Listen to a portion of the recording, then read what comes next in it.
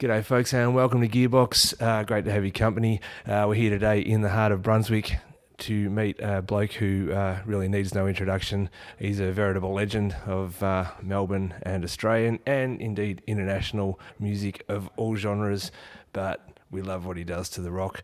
His name is Tony Mance, better known as Jack the Bear, and Jack is a mastering engineer. Mastering is the final stage in the recording process and often considered a bit of a dark art. So our gig today is to pop into the inner sanctum of Deluxe Mastering here in Brunswick and find out what mastering is, what it does, and how it makes the end product sound grouse. Here we go.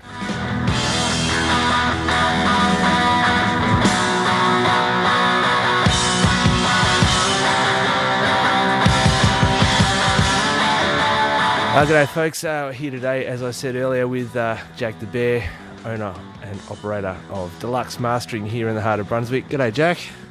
Dirty Dave Walker! Mate! Good man, for you to be here, you run out of fucking options, eh? Second cab off the rank. Oh, well that's all right, second cab, yeah, that's all right. You got to take that. The patron of the second rate.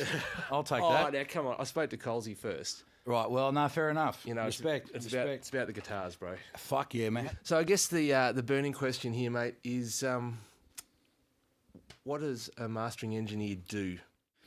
Mastering is one of those things that hasn't really enjoyed a lot of prestige or profile. It's not something that people aspire towards. So I guess it's like with anything else. If you don't understand it, people can create this kind of mysticism around it and voodoo and bullshit. Yeah. So, but what do we do? I mean, I guess the best way I define my role is a facilitator to help an artist realise their vision for their art. So, but effectively it's just, taking a mix, getting it ready for manufacture. So it's the final step of the creative process and the beginning of the manufacturing or distribution process as it is now. Okay. All right. So in that, I mean, it's a fairly big umbrella. Yeah.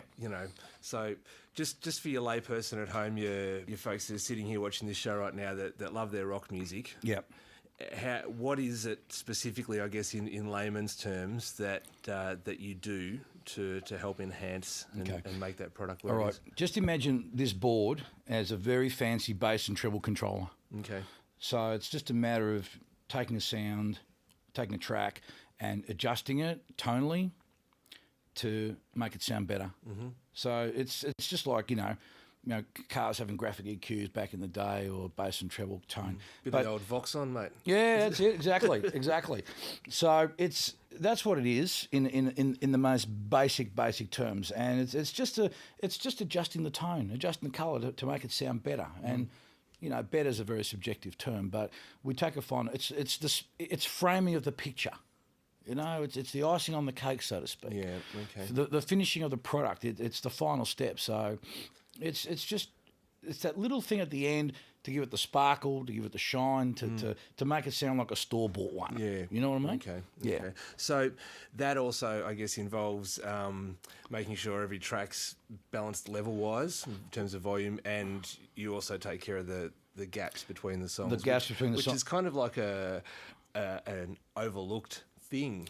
Yeah, it is. It is overlooked because, look, these days people don't really listen to albums like we used to. Yeah. So many people just rip shit into iTunes, but the gap. If you're going to listen to an album, it's amazing how important, or it's amazing what a difference sometimes just the tiniest amount of gap can make in terms of feel and flow, and for the listening experience. If the album is taking you on a journey, yeah, sometimes songs that can be a bit too close together or too far apart can distract you or just interrupt you somehow.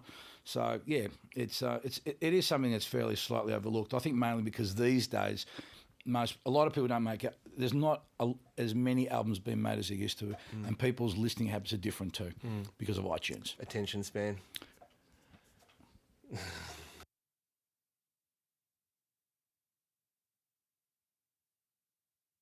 Every time people, when I go out and people say, "Oh, what have you worked on? What have you like?" My mind goes fucking blank, and it's blank right now.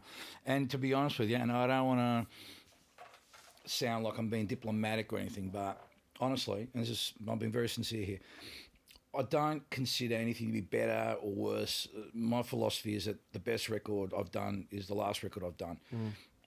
Because people have short memories and people only really give a shit about what's new, what's fresh, or what's relevant. I mean, it's great to have worked on a record that did well or that people know about, and it's nice for your cred, so to speak, or your, you know, for people's confidence in you. But, you know, a record doesn't become a hit record because of a mastering guy, you know.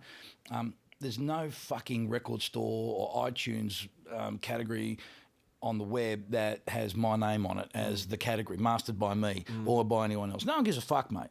The most important thing in all this process is the song. And a good song is a good song is a good song and always will be a good song. And everything else around the good song, in terms of its engineering, mix, mastering, will enhance it. But to the average person, when they listen to music, they don't give a fuck about how it was made. It's a good fucking song. It rocks their fucking world hard. Now, if it sounds good, on a level they will probably enjoy it more. They may not understand why, because they're not technically au fait with anything, but it's a good fucking song. And that's the most important thing. So, you know, I think that any one particular person that likes to attribute themselves as to being the reason for the success behind anything is like, my role is a very small one, mate. By the time an artist gets to me, it's all pretty much all fucking done. Like I said, the picture's painted. I'm just putting a frame around it. We're just going to make it a little bit prettier so it looks a little nicer on the wall. But I'm not going to repaint it. You know, it's done. The art's been created. So look, everyone's great, mate. Every job's a good job. Every time they fucking put cash in my till, that cash has the same buying power, whether you're fucking jet or fucking airborne or destroy, she said. You know, that $20 is $20. Yep. You know what I mean? Yeah. So, and I'll still get that cheap hooker down the street for the same amount of money. So, you know, rock and roll currency, buddy. It's gold.